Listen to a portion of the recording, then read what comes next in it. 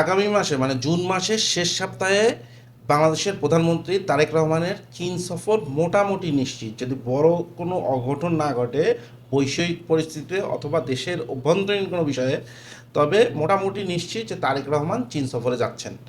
চীন সফরে মূলত বাংলাদেশের প্রধান চাহিদাগুলো চীনের কাছে হচ্ছে একদম হাতের আঙ্গুলে গণা হচ্ছে পাঁচটি বলা যায়। যেমন হচ্ছে অর্থনৈতিক সহযোগিতা ও সহায়তা চাইবে চীনের কাছে, আরেকটা জিনিস চাইবে হচ্ছে তিস্তা মহাপরিকল্পনা বাস্তবায়ন প্রকল্প, 3 নম্বরে চাবে হচ্ছে চীনের বিনিয়োগ বৃদ্ধি করা বাংলাদেশে, 4 নম্বরে হচ্ছে বাংলাদেশের ইপিজেডে চীনের উপস্থিতি বৃদ্ধি করতে চায়, 5 নম্বর হচ্ছে চীনের যেসব আধুনিক শিল্প কারখানা আছে সেগুলো বাংলাদেশে স্থানান্তর বা বাংলাদেশে সেই সব কারখানা চালু করার জন্য চীনের সহযোগিতা।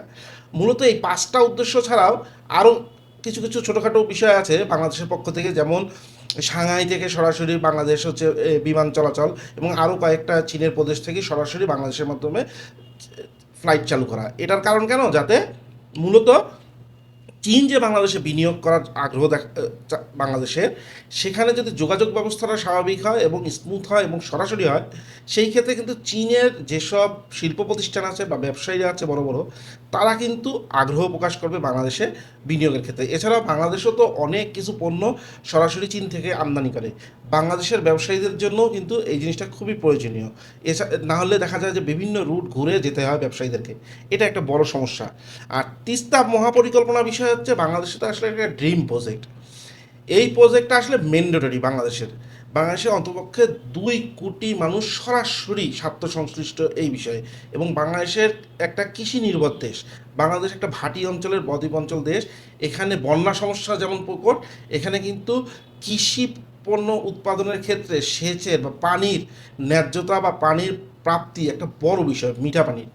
এই ক্ষেত্রে চীনার কাছে মহাপরিকল্পনা বাস্তবায়নে বাংলাদেশ এবারকার সরাসরি বাংলাদেশের পক্ষ থেকে আগ্রহ জানাবে। যদিও এর আগে তিস্তার এই মহাপরিকল্পনা বিষয়ে মূলত চীনই বাংলাদেশকে প্রস্তাব দিয়েছিল, কিন্তু বিভিন্ন কারণে এই আমাদের উপমহাদেশের রাজনৈতিক এবং ভারতের সাথে বাংলাদেশের রাজনীতি এইসব কিছু গোলপাল পাকায় এই প্রজেক্টটা আসলে আলোর মুখ দেখতেছে না।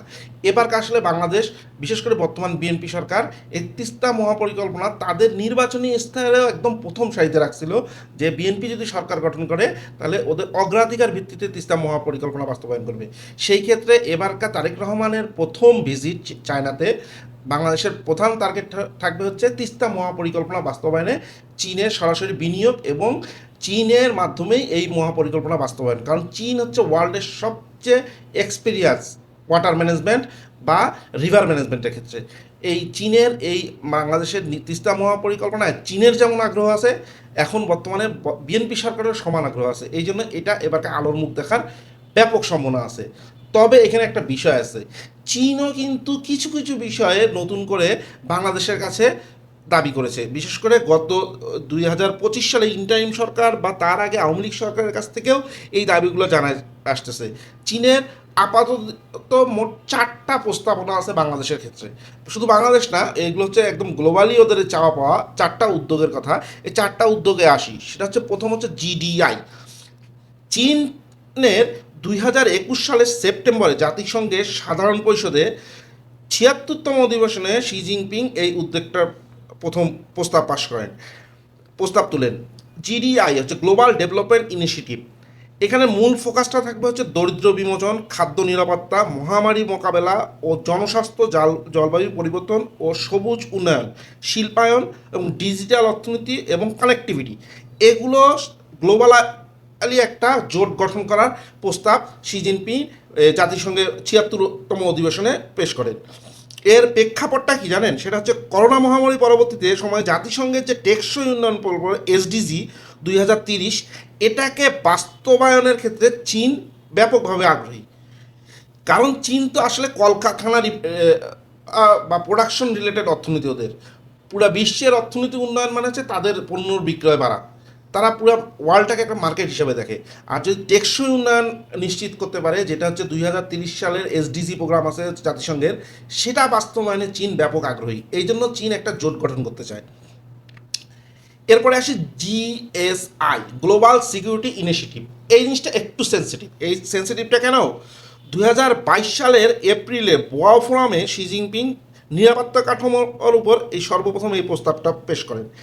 এটা মূলত এই যে ন্যাটো আছে, তারপরে কোয়াড আছে, তারপরে বিভিন্ন যে সামরিক জোটগুলো ছোটো ছোটো করছে আমেরিকা, এটার কাউন্টার হিসেবে একটা জিএসআই গ্লোবাল সিকিউরিটি ইনিশিয়েটিভের আগ্রহ দেখাইছে শি জিনপিং বা চীন। এর মূল ফোকাসটা হচ্ছে নিরাপত্তা নিশ্চিত করা, সব দেশের সার্বভৌমত্ব ও আঞ্চলিক অখণ্ডতার প্রতি শ্রদ্ধা দেখানো, এবং যে কোনো সমস্যা আলাপ আলোচনার মাধ্যমেই সমাধান। এই কথায় কথায় যে আক্রমণ করে বসে আমেরিকা, এই জিনিসটার বিরুদ্ধে জিএসআই গঠন করতে চায় হচ্ছে চীন, গ্লোবাল সিকিউরিটি ইনিশিয়েটিভ। এরপরে আরেকটা আছে 3 নম্বরে যে জিসিআই। জিসিআই হচ্ছে মূলত global civilisation initiative. Global civilisation initiative হচ্ছে 2023 সালে মার্চ মাসে শি জিনপিং সর্বপ্রথম এই উদ্যোগটার ঘোষণা করেন। এই ঘোষণার মূল ফোকাসটা হচ্ছে বিশ্ব সভ্যতার বৈচিত্রিক যে সম্মান জানানো, অভিন্ন মানবিক মূল্যবোধ যেমন শান্তি, উন্নয়ন, ন্যায্যতা, ন্যায় বিচার, গণতন্ত্র ও স্বাধীনতা, এই সব বিষয়ে প্রত্যেকটা দেশের সার্বভৌমত্ব অধিকার থাকার পক্ষে হচ্ছে চীন। চীন মূলত পশ্চিমা দেশগুলো প্রায় গণতন্ত্র, মানবাধিকার, সুশাসনের নিজস্ব কতগুলো সংজ্ঞা দেয়। এই সংজ্ঞাগুলো যে আসলেই এগুলোই সঠিক, এটা চীন বিশ্বাস করে না। বিশ্বাস করে চীন যে বিভিন্ন দেশের প্রেক্ষাপট আলাদা, বিভিন্ন দেশের সংস্কৃতি আলাদা, বিভিন্ন দেশের জনগণ এবং অর্থনীতি সব কিছুই আলাদা। তাতে পশ্চিমা বিশ্ব যে গণতন্ত্রের মডেলটা সামনে নিয়ে আসে, মানবাধিকারের মডেলটা সামনে নিয়ে আসে, এটাই যে 100% পারফেক্ট, এরা চীন বিশ্বাস করে না। চীন মনে করে প্রত্যেকটা দেশের মানবাধিকার, গণতন্ত্র বা শাসন ব্যবস্থা ইন্ডিভিজুয়ালি আসলে ট্রিট করা উচিত, এবং সেখানে অন্য আরেকটা দেশ এসে সবক দিতে পারবে, এটা চীন বিশ্বাস করে না। চীন বিশ্বাস করে প্রত্যেকটা দেশ সার্বভৌম এবং তাদের জনগণই ঠিক করবে তাদের শাসন ব্যবস্থা কেমন হবে, তাদের মানবাধিকারটা কেমন হবে, তাদের সংস্কৃতিটা কেমন হবে। এই বিষয়ে চীন একটা জোট গঠন করতে চায়, যেটার নাম দিচ্ছে জিসিআই, গ্লোবাল সিভিলাইজেশন ইনিশিয়েটিভ। আরেক চতুর্থ এবং শেষটা হচ্ছে গ্লোবাল গভর্নেন্স ইনিশিয়েটিভ। এটা হচ্ছে বৈষয়িক সুশাসনের উদ্যোগ। এই ফোকাসটা মূলত 4টি উদ্যোগ যে আমি প্রথমে বললাম, তার মধ্যে হচ্ছে লাস্ট 4th নম্বর এটা। এটা মূলত চীন সবসময় বলে কি যে বিশ্বের যেসব প্রচলিত ব্যবস্থা আছে, যেমন জাতিসংঘ, ওয়ার্ল্ড ট্রেড অ্যাসোসিয়েশন, আইএলও, এই জিনিসগুলোকে আসে মূল্যায়ন করতে চায় চীন। চীন মনে করে যে জাতিসংঘই হচ্ছে বিশ্বের গার্জিয়ান হিসাবে রোল প্লে করা উচিত, জাতিসংঘেরকেই ক্ষমতায়ন করা উচিত, এবং জাতিসংঘের যেসব নিয়মকানুন আছে সেগুলোই আসলে প্রত্যেকটা দেশ শ্রদ্ধা করা উচিত। মানে মোট কথা হচ্ছে এই জিজিআই গ্লোবাল গভর্নেন্স ইনিশিয়েটিভের ক্ষেত্রে চীন সবসময় বৈষয়িক যেসব নিয়ম নীতি আছে সেগুলোর প্রতি সবার শ্রদ্ধাশীল আশা করে, এই বিষয়ে একটা জোট গঠন করতে চায়। দেখা যায় যে আমেরিকা এবং ইউরোপের কিছু দেশ, ধনী দেশগুলো হঠাৎ হঠাৎ করে কতগুলো নিয়ম চাপায় দেয়, বিশেষ করে ব্যবসা বাণিজ্যের ক্ষেত্রে কথায় কথায় কাউকে হচ্ছে বিভিন্ন নিষেধাজ্ঞা দিয়ে বসে। এগুলো আসলে চীন গ্রহণ করতেছে না। চীন মনে করে যে জাতিসংঘের যেসব রেজুলেশন আছে বা আন্তর্জাতিক যে ব্যবসা বাণিজ্যের যেসব নিয়ম প্রচলিত আছে সেগুলোকেই আসলে সামনে রাখা উচিত, সেগুলোই সবার মেনে চলা উচিত। এর বাইরে কোনো আরেকটা একক দেশ তার ক্ষমতা খাটায় নতুন নিয়ম ইম্পোজ করা চীন বিশ্বাস করে না। এই জন্য চীন চায় গ্লোবাল গভর্নেন্স ইনিশিয়েটিভ, এটাতেও একটা জোট গঠন করতে। দেখেন, আমি এই যে 4টার কথা বললাম, জিজিআই, জিসিআই, জিএসআই এবং জিডিআই, এই 4টা ক্ষেত্রে হচ্ছে মূলত চীন আসলে যে মানে এখন এই যে এককভাবে বিশ্বের নেতা আমেরিকা, সেটার একটা ব্রেকআপ চায়। চীন এখন আর মনোপলিতে থাকতে চায় না, মানে আমেরিকার অধীনে বিশ্ব চলবে এটা চায় না।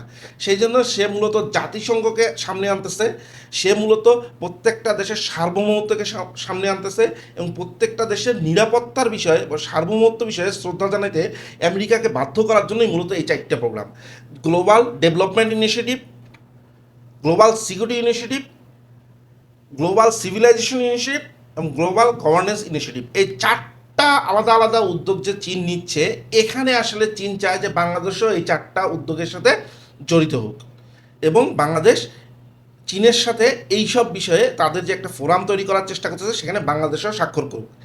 এছাড়া একটা বড় বিষয় হচ্ছে নতুন উদ্ভব হচ্ছে, সেটা হচ্ছে বিশেষ করে 2025 সালের পর থেকে বৈষয়িক বাস্তবতা এবং আমাদের দক্ষিণ এশিয়া আর বৃহত্তর যদি ধরি চীনকে সহ, মায়ানমারকে সহ, তাহলে এই অঞ্চলের নিরাপত্তার বিষয়ে চীনের একটা নতুন জোট গঠন করার ইচ্ছা প্রকাশ করছে। আমাদের গত ইন্টারিম সরকারের সময় সর্বপ্রথম এই প্রস্তাবটা আসে। এই প্রস্তাবটা যদিও পাকিস্তানের মাধ্যমে দেওয়া হয়েছিল, তবে এইটার মূল কারিগর কিন্তু চায়না। চায়না প্রথমে এই পাকিস্তান, বাংলাদেশ এবং চায়না মিলে একটা জোট গঠন করতে চায়।